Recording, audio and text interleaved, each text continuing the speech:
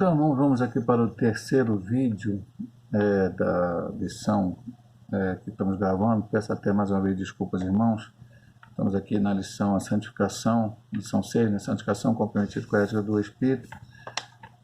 Gravamos o primeiro vídeo. Quando estávamos no segundo vídeo, acabou aqui a bateria do celular e eu tive que terminar, né? Estava acabando, terminar o vídeo, porque senão ia cortar no meio. E agora vamos para o terceiro vídeo. O primeiro vídeo nós falamos da introdução do primeiro ponto e do ponto 2, a primeira subdivisão. No segundo vídeo, o segundo ponto, 2 e 3. Agora vamos para o terceiro e a conclusão. Então, a santificação aplicada ao crente. O Espírito Santo é a fonte da santidade. O Senhor é o seu padrão. Qual o padrão que temos que seguir? É Cristo Jesus. Ele é o nosso padrão. É Ele que temos que servir e temos como o nosso foco. Hebreus diz: olhai para o autor e consumador da vossa fé. Temos que olhar para Cristo. Todos os crentes desejam se parecer com Jesus, ou pelo menos deveriam, né? E viver de maneira a agradar a Deus. A santificação do crente é obra do Deus Trino. Já vimos no ponto passado, né? Agora vamos à comunidade de Jesus. As epístolas do Novo Testamento visam fortalecer as igrejas, exortá-las a uma vida santa diante de Deus e da sociedade. Então, as epístolas, tanto as escritas por Paulo, como as escritas por Pedro, as de João, a de Judas, a de Tiago, né? Todas elas foram escritas para as igrejas, para fortalecer como servo de Deus, como diz aqui, chama de comunidade de Jesus. Desde 1 Pedro 1, 13 a 16 não é diferente. O status de Israel como propriedade peculiar de Deus, esse texto, 1 Pedro 1, 13 a 16, nós lemos, foi lido como leitura bíblica em classe, né? O Estado de Israel como propriedade peculiar de Deus, reino de sacerdotes e nação santa, é revigorado na igreja em 1 Pedro 2,9, quando ele diz geração santa, nação santa, geração escolhida, povo adquirido. O ensino petrino, ou de Pedro, mostra que o estilo de vida dos crentes revela o caráter de Cristo. Da maneira como vivemos, se vivemos como Ele quer, da maneira que Ele quer, como vive e manda, revelaremos às pessoas, ao mundo, o caráter de Cristo. Já até dei um exemplo no momento passado aqui, no segundo vídeo, sobre Livingstone. Aqueles irmãos que vieram do paganismo são agora norteados pelo Espírito Santo que vive neles e por isso renunciaram às práticas dos gentios. A maioria das igrejas vinha do paganismo. Mesmo que vinham do judaísmo, também tinham que ser transformados, mas que vinham do paganismo, então fazia todo tipo de coisa errada. Mas agora eles renunciaram a tudo. Isso ser crente, meu amado irmão, muitas vezes é renunciar, é se abster de muitas coisas que poderíamos fazer, mas não fazemos porque queremos agradar aquele que nos remiu, nos lavou e nos santificou.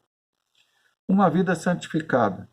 Somos santificados pela palavra, pelo sangue, pelo Espírito. Podemos afirmar com Donald G.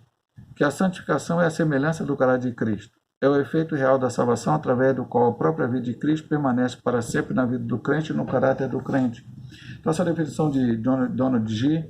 é muito interessante. Efeito real da salvação através do qual a própria vida de Cristo permanece para sempre na vida do caráter do crente. Existe um livro que eu já li várias vezes, já citei muitas vezes na igreja, temos lá na nossa biblioteca, na igreja sede, Em seus passos que farei Jesus.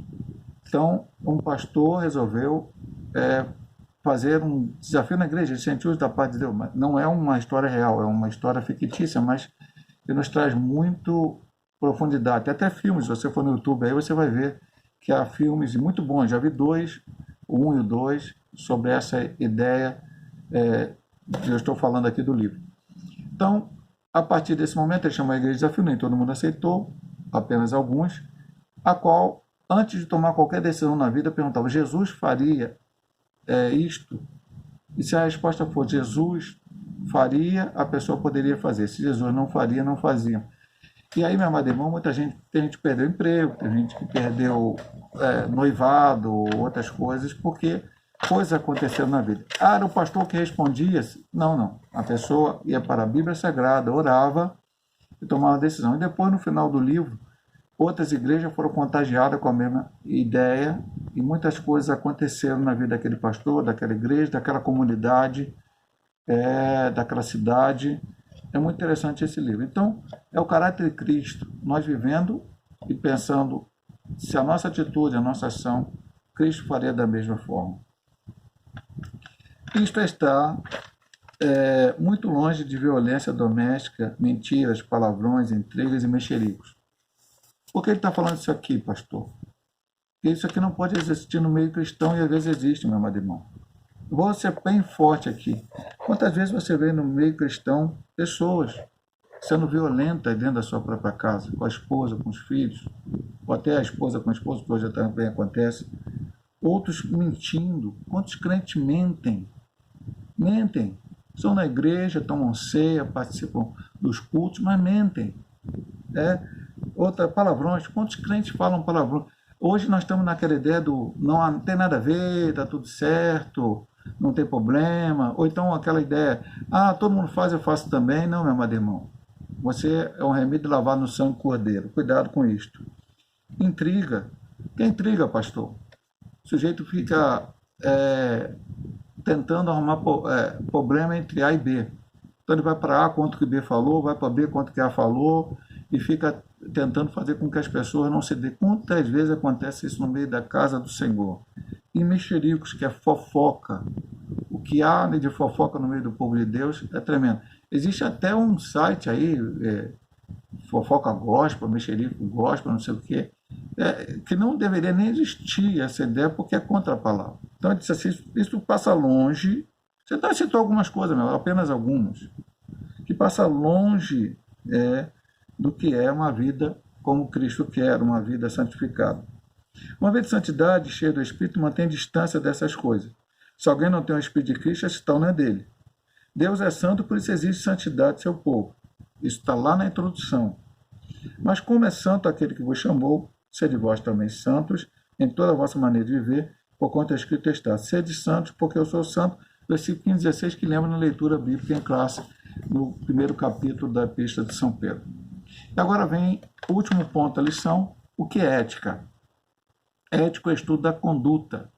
O termo vem da palavra grega ethos, hábito, costume, que aparece somente uma vez no Novo Testamento, no plural, em um provérbio popular usado pelo apóstolo Paulo. As más conversações corrompem os bons costumes. Então, essa palavra ética só aparece no Novo Testamento, em 1 Coríntios 15, onde Paulo fala, as más conversações corrompem os bons costumes. A ética que você deveria ter. A ética cristã é o estudo sistemático sobre os princípios e as práticas do que é certo e errado à luz das Escrituras Sagradas. Certo e errado à luz das Escrituras Sagradas. Não da ideia do que o pastor Hélio acha, do que o pastor Joãozinho acha, do pastor Pedrinho acha, da denominação X acha, do grupo religioso X acha. Não, é a luz da Bíblia Sagrada. Se Jesus disse, por exemplo, vou dar um exemplo, irmão, que fornicar é pecado, fornicar é pecado. Quem fornica está fora da presença de Deus, não está fazendo a vontade de Deus, está arriscando a sua salvação. Se a Bíblia diz que não adianta o pastor X dizer, não, olha só, estamos vendo no século XXI, e aí a gente tem que entender que o jovem... Não. Ética é a luz, é estudo sistemático, vou repetir para você aqui, sobre os princípios e as práticas do que é certo e errado à luz das Escrituras. Falei isso para você, mas poderia falar, violência doméstica, como diz aqui embaixo, é certo ou errado? Não, não é. Mexerico, fofoca, intriga, bebedice, glutonaria, jogo de azar, tudo isso é errado à luz da Bíblia Sagrada. E aí não devemos praticar, não devemos fazer. Trata-se da parte teológica que estuda o padrão de conduta conforme a vontade de Deus. Não, Romanos 12, 1, 2, não conformeis com este mundo, mas transformados pela inovação do vosso entendimento. O fruto do Espírito tem implicações éticas, e aí ele volta lá, a lição passada, e tal prática precisa ser treinada e se tornar hábito. Isso agrada a Deus e as pessoas, e por meio de nossa conduta, até os incrédulos glorificam a Deus. O mundo precisa ver Cristo através de nós. Como é que o mundo vai ver Cristo? Porque eu estou pregando. Se eu não viver o que eu estou pregando, não adianta. Então tem que viver o Evangelho. E vamos para a conclusão, que dessa vez é até pequenininha. Sobre a santificação, precisamos saber o significado e sua importância, e a sua necessidade. Isso evita confundir a santificação com regras externas típicas de religião legalista. Para você ser santo, você tem que guardar o tal dia da semana, você não pode doar o seu sangue, você não pode isso, não pode aquilo. São regras de religiões erradas e muitas outras regras que tem por aí, até mesmo o meio dito evangelho. Cuidado. Pastor, então se isso me isenta de fazer... Não, meu amado irmão. Acabamos de ver no ponto anterior. Certo e errado, à luz da palavra de Deus, à luz da Bíblia Sagrada. A santificação é a marca de uma vida na plenitude do Espírito. Se Deus assim nos permitir, semana que vem estaremos com outro vídeo, se Jesus não tiver voltado até lá, cultuando a Deus com liberdade e reverência. Mais uma vez eu falo com os irmãos, desta vez fomos 3 vídeos. Eu não gosto de fazer dessa forma, prefiro apenas 2, mas tive um problema aqui com o celular. Mas que Deus possa abençoar a vida de cada um dos meus amados irmãos, em nome de Jesus.